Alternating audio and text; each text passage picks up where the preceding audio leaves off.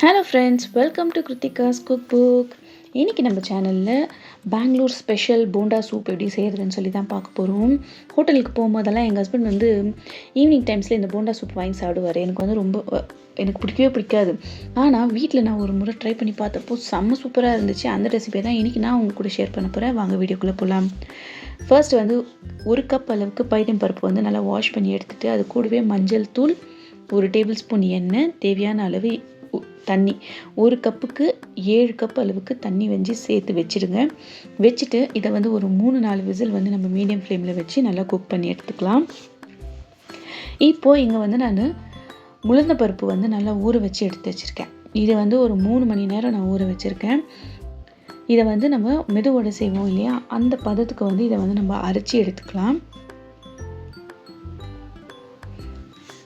மாவு வந்து கிரைண்டரில் அரைச்சிட்ருக்க அந்த டைமில் வந்து நம்ம இங்கே சூப்புக்கு வந்து ரெடி பண்ணிடலாம்.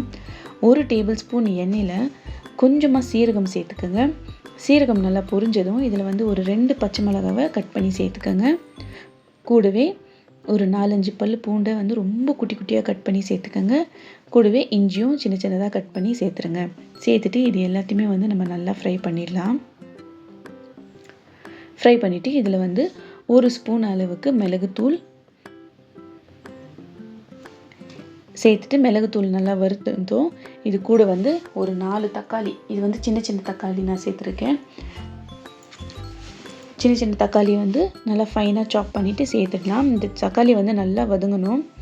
கூடவே தேவையான அளவு உப்பு சேர்த்துட்டு தக்காளியை வந்து நல்லா வதக்கிடுங்க. தக்காளி நல்லா வதங்கிட்டு நல்லா எண்ணெய் வந்து பிரிஞ்சு வரணும். அந்த அளவுக்கு வந்து நம்ம தக்காளியை வதக்கணும். இந்த மாதிரி தக்காளி நல்லா வதங்கி வந்த பிறகு நம்ம வேக வச்சுருக்கிற பருப்பு வந்து இதில் சேர்த்துடலாம். கூடவே தேவையான அளவு தண்ணி சேர்த்துக்கோங்க. இந்த பருப்பு பார்த்திங்கன்னா சூப் கன்சிஸ்டன்சி, அதாவது கொஞ்சம் தண்ணியாக இருக்கணும். அந்த அளவுக்கு தண்ணி சேர்த்துட்டு இதை வந்து நம்ம நல்லா கொதிக்க வைக்க போகிறோம். போட்டுட்டு ஒரு 5 நிமிஷம் மீடியம் ஃப்ளேமில் வச்சு குக் பண்ணிக்கோங்க. லைட்டாக கொதி வர ஸ்டார்ட் ஆகிற ஸ்டேஜில் வந்து இதில் கொத்தமல்லியும் 1 லெமனும் பிழிஞ்சு விட்டுடலாம். நம்ம பிழிஞ்சு விட்டுட்டு இது நல்லா தகன்னு கொதிக்கும் போது நம்ம வந்து ஸ்டவ் ஆஃப் பண்ணிவிட்டு ஒரு பக்கமாக எடுத்து வச்சுக்கலாம்.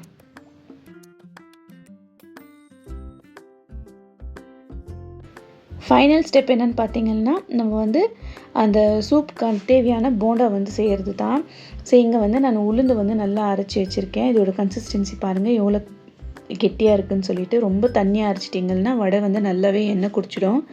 ஸோ இந்த மாதிரி அரைச்சி எடுத்துகிட்டு இதில் வந்து கொத்தமல்லி, கொஞ்சமாக இஞ்சி வந்து பொடியாக கட் பண்ணி சேர்த்துக்கோங்க. பெங்களூர்லலாம் பார்த்திங்கன்னா சின்ன சின்னதாக கட் பண்ண தேங்காய் வந்து சேர்த்துப்பாங்க. இது செய்யும் போது தான் நான் ஒரு தேங்காய் உடைச்சேன், அது நல்லா இல்லை. ஸோ அதனால் நான் சேர்க்கல. இஞ்சி, கொத்தமல்லி, தேங்காய் சேர்த்துட்டு தேவையான அளவு உப்பு, கொஞ்சமாக 1/4 டீஸ்பூன் அளவுக்கு இது குக்கிங் சோடா போட்டுட்டு எல்லாத்தையும் நல்லா ஒன்றா கலந்துட்டு நம்ம வந்து இதை வந்து போண்டா செஞ்சிடலாம்.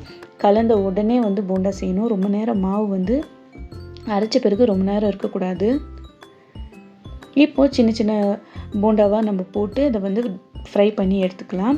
எண்ணெய் வந்து மீடியம் ஃப்ளேமில் வச்சு சூடு பண்ணிவிட்டு ஃப்ரை பண்ணுங்கள். ஹை ஃப்ளேமில் வைக்க வேண்டாம், லோ ஃப்ளேம்லேயும் வைக்கக்கூடாது. மீடியம் ஃப்ளேமில் வச்சு நல்லா கோல்டன் ப்ரௌன் கலர் வர அளவுக்கு இதை வந்து ஃப்ரை பண்ணி எடுத்துக்கோங்க.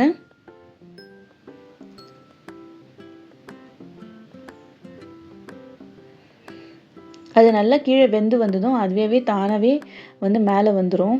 ஸோ அப்போ வந்து நீங்கள் திருப்பினா மட்டும் போதும். அவசரப்பட்டு சீக்கிரமாக திருப்பினீங்கன்னா போண்டா வந்து உடஞ்சிடும், இல்லை கீழே வந்து ரொம்ப பிடிச்சிடும். ஸோ இந்த மாதிரி திருப்பி விட்டுட்டு நல்லா இது வந்து கோல்டன் ப்ரௌன் கலர் வரணும். மீடியம் ஃப்ளேமில் வச்சு ஃப்ரை பண்ணி எடுங்க. நல்லா திருப்பி போட்டு ஃப்ரை பண்ணிங்கன்னா சூப்பரான போண்டா வந்து உங்களுக்கு கிடைச்சிடும். இந்த சலசலப்பு எல்லாம் ஃபுல்லாக கம்மியான பிறகு நீங்கள் வந்து போண்டாவை எண்ணெயிலேருந்து எடுத்துடலாம். எடுத்துகிட்டு இது மேலே சுடு அந்த சூப்பை ஊற்றி நீங்கள் சர்வ் பண்ணிங்கன்னா சூப்பரான போண்டா வந்து ரெடி ஆகிடும். இதோட டேஸ்ட்டை வந்து அடிச்சிக்கவே முடியாது. மழை டைமில், ஈவினிங் டைமில் இது வந்து ஒரு பெஸ்ட்டு ஸ்நாக். கண்டிப்பாக ட்ரை பண்ணி பாருங்கள். இந்த வீடியோ உங்களுக்கு பிடிச்சிருந்துச்சுன்னா சேனலுக்கு சப்ஸ்கிரைப் பண்ணிக்கோங்க. தேங்க்யூ.